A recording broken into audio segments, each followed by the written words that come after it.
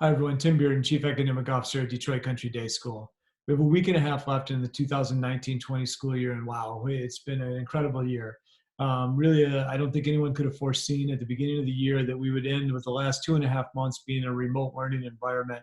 We feel really comfortable and confident about the way we were able to pivot into this remote learning world and still give our kids an excellent Detroit Country Day School experience. So now the question that everyone asks, and the question we'd like to know the answer to, is what's next? What's the fall going to be? Will our kids be in person? Will they have to have some element of remote learning? Will it be a combination of in-person and remote learning? And so we're planning for all of those different contingencies. As Mr. Schilling alluded to in his letter Tuesday, we have an Open School Safely Task Force whose job is exactly that, to open school safely, making health and safety of our students, our faculty, and our staff top priority. So today in my message, I want to share with you a little of the thinking that we're doing and also some odds and ends as we wrap up the end of the school year to get a glimpse at where we are as we close out this year.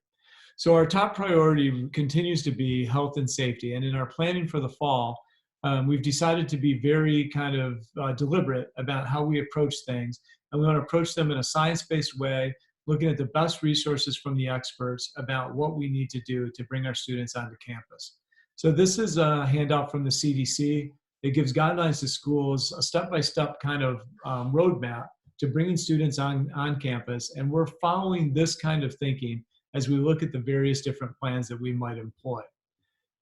We're researching all the models that are out there. And this is kind of a facetious statement, but the idea behind this is that we know that nothing is as good as being face-to-face in person in our traditional, robust kind of way.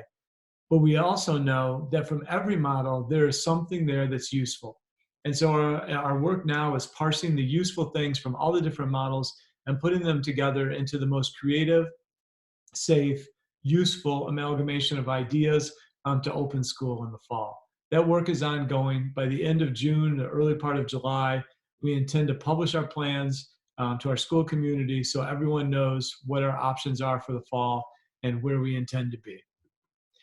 As we complete the school year and head into summer, we're really excited about a robust summer school program. We're disappointed that our lower school camps aren't going to be able to run in person, but our middle school and upper school summer school will work in a remote environment. And we've added some courses. Sign up is very strong.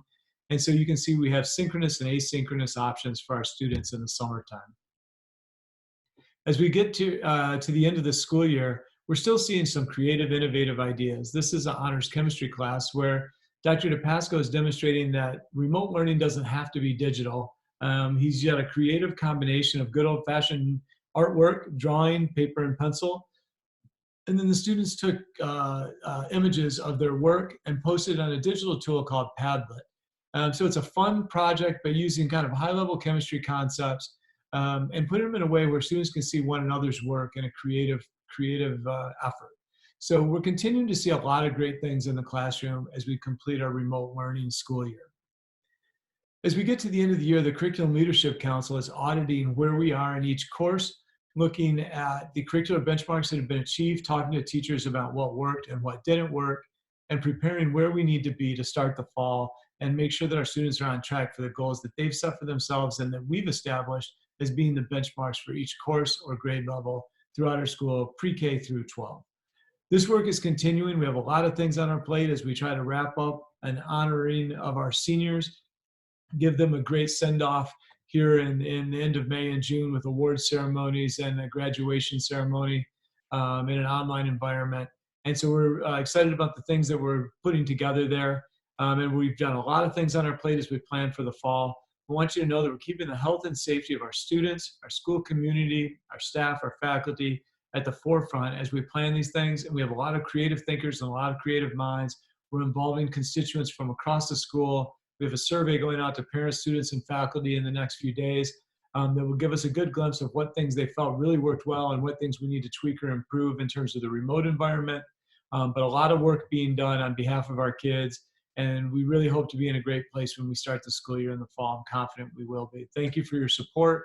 I'll be back next week with a final installment and a teaching and learning message for Detroit Country Day School of the 2019-20 school year. Thank you.